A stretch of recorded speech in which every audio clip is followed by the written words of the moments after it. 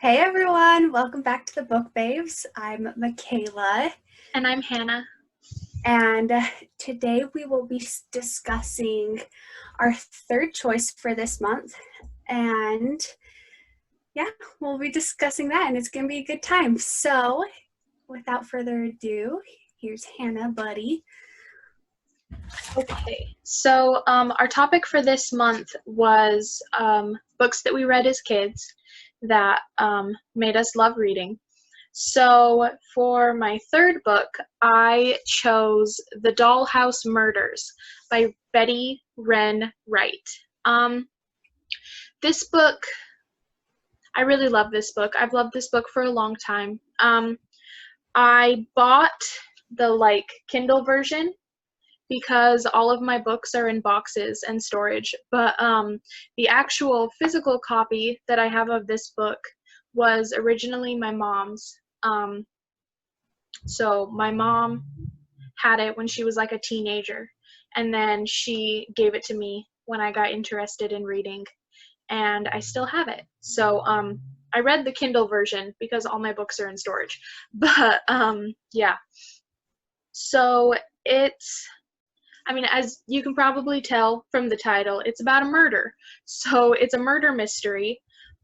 It's about Amy. She's the main character, and she is, I think, like turning 13 or 14 or something like that. And she, typical teenager, like doesn't get along great with her parents right now. And she has a younger sister who needs a lot of help, and she ends up watching her like most of the time because her mom's at work and just can't help. So she gets really frustrated with her sister because her sister does something embarrassing while she's at the mall, and she gets frustrated and she yells at her mom and her sister, and she runs away, and she ends up at her aunt's house, which is like a few cities away. She walked there, and while she's there, her aunt says, "Hey, do you want to stay with me for a couple weeks and, kind of let things cool down and take a break from your sister, and we can have your birthday party here, and then she won't be like interrupting it, and it'll be great." So Amy gets permission and she stays with her aunt. And while she's there in the attic, she finds this gorgeous dollhouse that is a perfect replica of the house that they're living in. It has like the same furniture, and it has little dolls that look like her aunt and her father when they were children, and then her great grandma and grandfather who raised her aunt and father. So she's really excited. She loves the dollhouse and it's pretty, and she has all these ideas about how she's going to fix it up and play with it. And as she stays there, she starts hearing things from the attic in the middle of the night. And when she goes up there, the dolls in the dollhouse have moved by themselves. And she freaks out and tells her aunt, and her aunt goes up and gets super upset, like yells at her, "How could you do this?" And she finds out that, um, like 30 years earlier, her when her aunt was 18 and her dad was only 5, her great grandma and grandpa were murdered in the house. And someone broke into the house. They think it's a burglary gone wrong. Someone broke into the house. Her great grandma and grandfather got shot, and they find her father, who's only 5 years old at the time, hidden in a closet where obviously, like, one of his great grandparents stowed him to keep him safe. And she didn't know anything about this, but her aunt gets super upset and, "How could you do this? That's cruel. You shouldn't be, reenacting the way that people died." And Amy's really confused. And as time goes on, she starts hearing things from the dollhouse, and they keep moving. And when she goes up there in the middle of the night, they like reenact the way that it happened that night. And her aunt finally believes her, and tells her like the whole story, everything that happened, and she finds out that her aunt was at a movie that night, and she's always kind of blamed herself because she thinks that her boyfriend at the time, who her grandparents didn't approve of, she thinks that he did it because he was drunk and crazy, and so she thinks that he did it. And so now she believes that her grandparents have come back to haunt her because they hate her because she brought this man into their house. And it all just keeps happening, and her aunt is so guilty and everything. And then they watch the dolls as they go throughout the whole thing, and the doll that looks like the grandmother keeps touching a specific book on the bookshelf. So they go down and look, and the grandmother has left a letter detailing exactly what happened that night before she got shot, and they're able to solve this 30-year-old murder with the help of the dollhouse. So it's a really incredible book. Like, it's super imaginative. I mean, just that whole storyline, like, who would think of that? That's crazy. And it's really well written, and I really liked the like family aspect of it, and the fact that they're not like a perfect family and things like that, and the things that Amy struggles with her sister. I feel like they're very relatable because if you have younger siblings or siblings who need a lot of help, a lot of times that gets put on you, and you feel like, I'm not the mom, why do I have to take care of this? And it kind of talks about that whole aspect of growing up and taking care of other people, and I really enjoyed it. I've always loved this book, and reading it again was great. Like, it was great. So that's my book. I totally recommend it.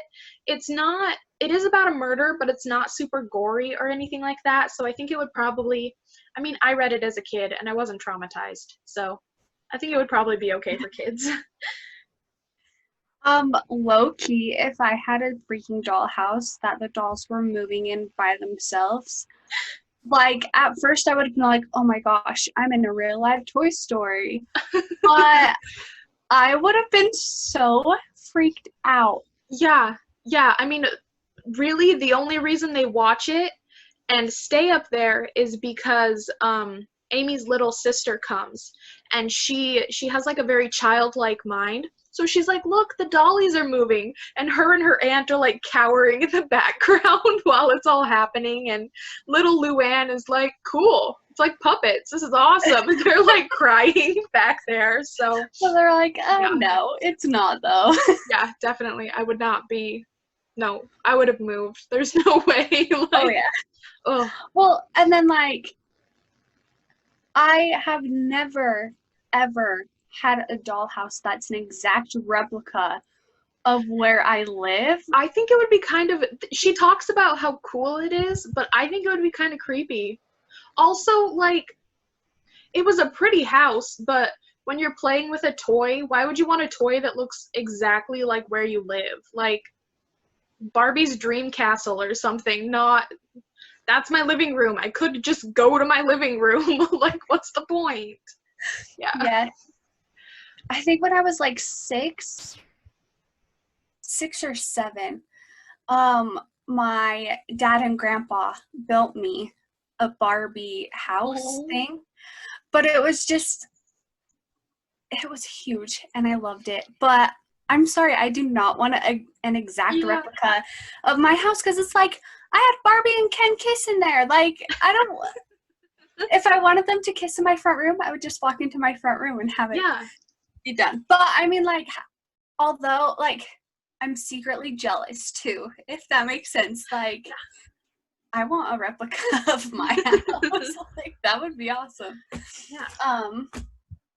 Anyway, so on that note, the book I chose for my third book is Matched.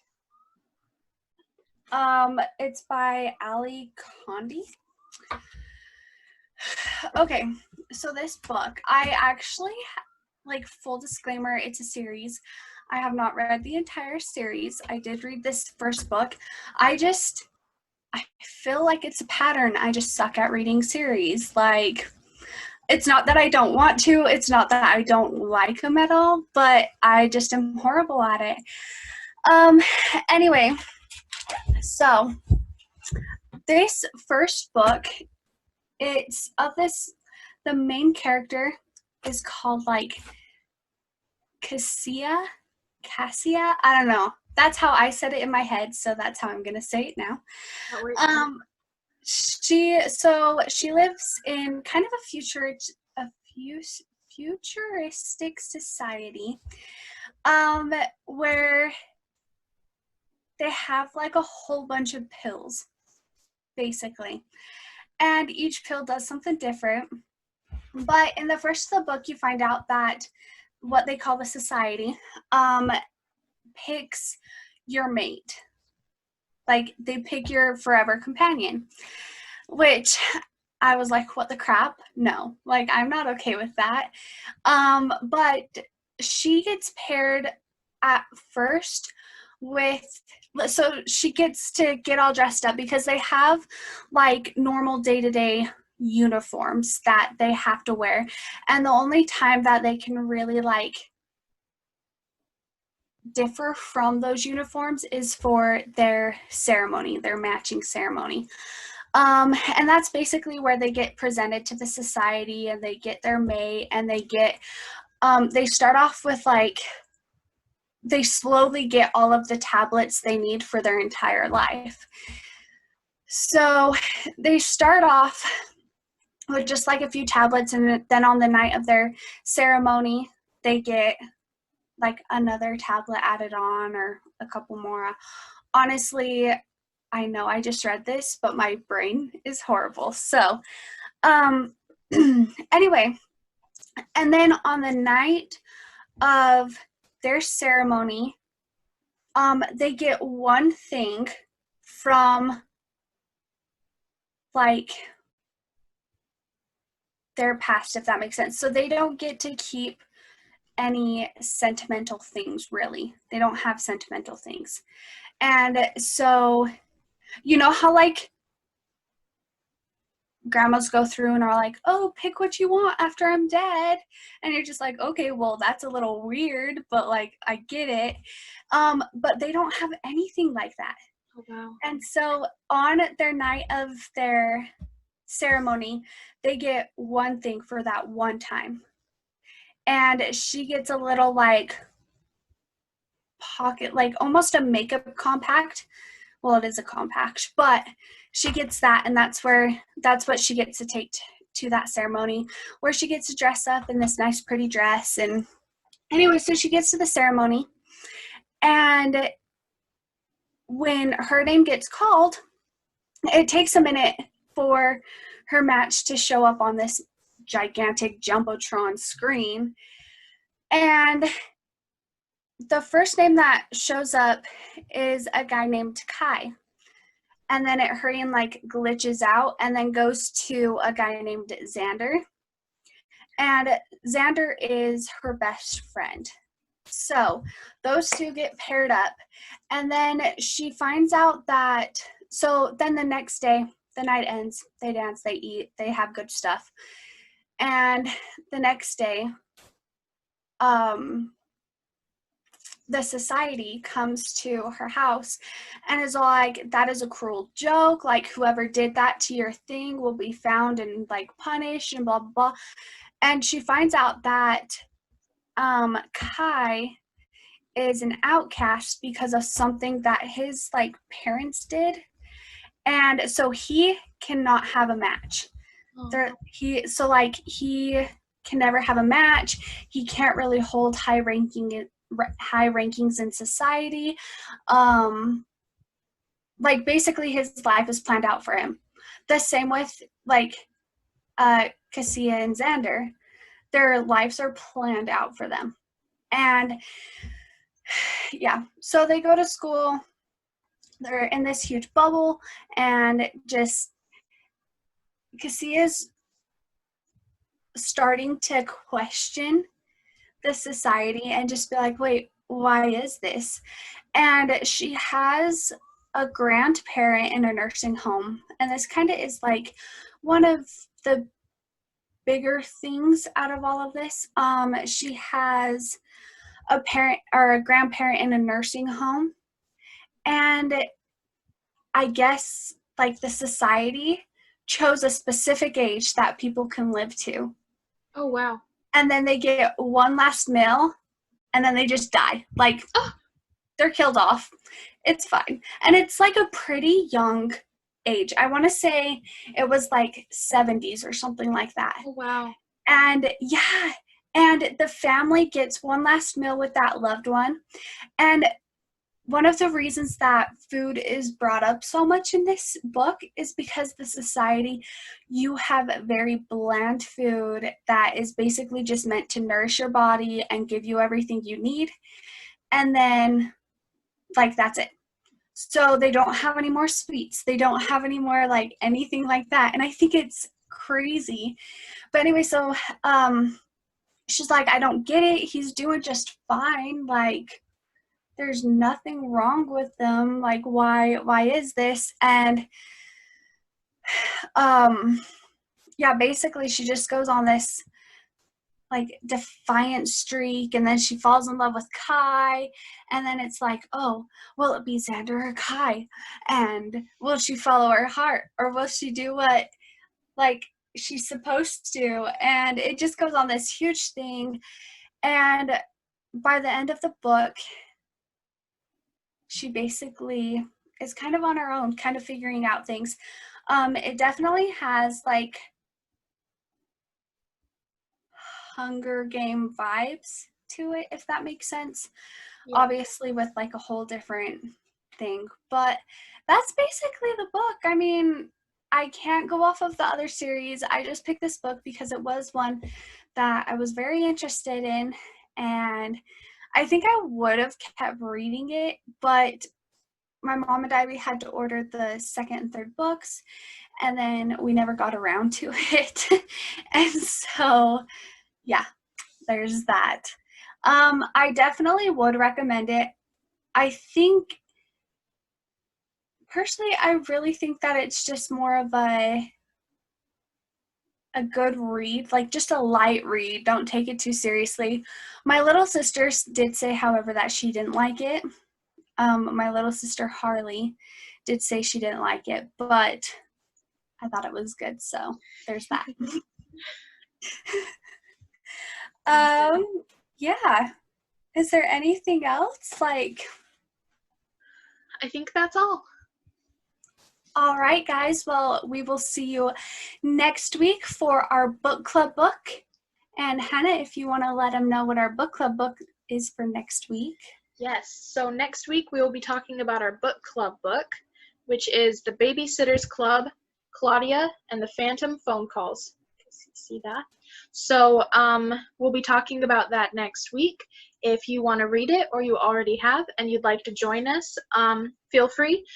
We will be discussing the book, and then feel free to leave like comments and questions and tell us what you think too. So super excited for that. We'll see you guys next week. Bye. Bye.